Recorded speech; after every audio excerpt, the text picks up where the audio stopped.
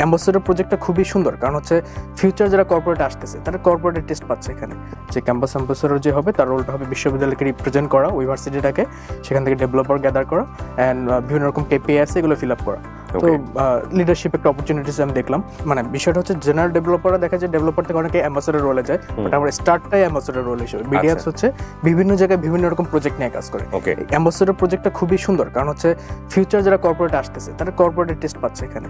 এই জিনিসটা আসলে খুবই ভালো। কর্পোরেট লেভেলে কিভাবে কাজ হয়, আমরা কিন্তু কোয়ার্টার হিসেবে কাজ করি। কর্পোরেট আপনি দেখবেন Q1 Q2 এভাবে বছরটা 4টা ভাগে ভাগ করা হয়। আমাদেরকে একেবারে সেম প্রসেস, এই কোয়ার্টারে এই টার্গেট, এই কোয়ার্টারে এইভাবে কেপিআই, আমরা সবকিছু ভাবে ম্যানেজ করতে পারি। Q1 যেটা ছিল সেটা হচ্ছে আমাদেরকে অনবোর্ড করা হলো। Q2 যেটা হচ্ছে বিশ্ববিদ্যালয়কে জিনিসটাকে ছড়ানো, জানানো যে এইভাবে কাজ করতে হয়।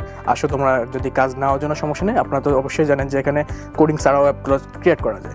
তো আমি আসলে বিশ্ববিদ্যালয়ের জেনারেল মানুষ যারা প্রোগ্রামার নন প্রোগ্রাম সবাইকে কানেক্ট করতে পারছি। এই একটা ভালো একটা অপরচুনিটি। তো এই জন্য আমি ওই Q2-তে সবাইকে অনবোর্ড করতে পারছি। অ্যান্ড অ্যাপ্লিকেশন আমাদেরকে ট্রেনিং করা হয়েছে Q2-তে, পাশাপাশি আমি আবার ওদেরকে ট্রেনিং করছি। বিষয়টাকে পুরো একটা চেইনের মতো গেছে।